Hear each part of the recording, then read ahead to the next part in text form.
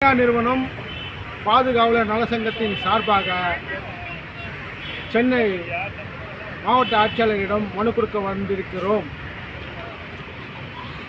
சென்னை தனியார் நிறுவனத்தின் தலைவர் ஆனந்தன் ஆகிய நான், சென்னை மாவட்ட தலைவர் துறைமுகம் அகிலன் அவர்களும்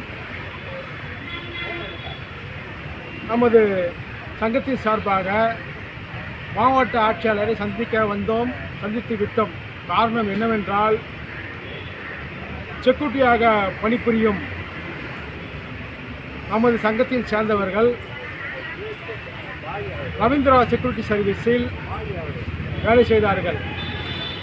அந்த செக்யூரிட்டி சர்வீஸில் தொழிலாளர்களுக்கு கொடுக்க வேண்டிய போனஸ், அரியஸ் வழங்காமல் இவர்களை சங்கத்தில் இருந்த ஒரு காரணத்தால் வேலையை விட்டு நிப்பாட்டியுள்ளார்கள்.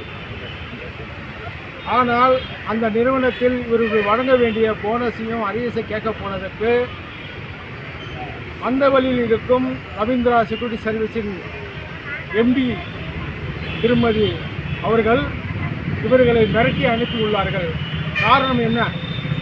தொழிலாளராக வேலை செய்கின்ற செக்யூரிட்டிகளுக்கு முருகன் இவர் 5 வருடம் வேலை செய்து கொண்டிருக்கிறார். இவருக்கு வழங்க வேண்டிய அரியஸ் பணம் வழங்கவில்லை. இப்போது மார்ச் போனஸ் வழங்கியிருந்தார்கள். அந்த போனஸ் 25,000 ரூபாய் பணத்தை சுந்தர பைனான்சில் வழங்கியிருக்கிறார்கள். ஆனால் சுந்தர பைனான்சில் வேலை செஞ்ச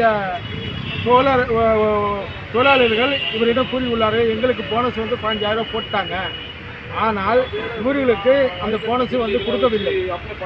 அதேபோல் ராஜ்குமார் அவர்களுக்கு இதே மாதிரி 2 வருஷமாக வேலை செஞ்சிருக்காரு. இவருக்கு அரியஸும் போனஸும் வழங்கவில்லை. இரவு பகலும் பாராமல் செக்யூரிட்டிகள் அனைவரும் வேலை செய்து கொண்டிருக்கிறார்கள். ஆனால் அவங்களுக்கு வழங்க வேண்டிய போனஸ், அரியஸ் இந்த பணத்தை சில செக்யூரிட்டி நிறுவனங்கள் ஏன் வழங்க மாட்டுகிறார்கள். அவர்களுக்கு தக்க பதில் இந்த செக்யூரிட்டி சங்கத்தின் சார்பாக சென்னை மாவட்ட ஆட்சியாளரிடம் மனு கொடுத்திருக்கிறோம். ஒரு நல்ல வழி எதிர்பார்க்க என்று நாங்கள் எதிர்பார்த்து கொண்டிருக்கிறோம். நன்றி, வணக்கம்.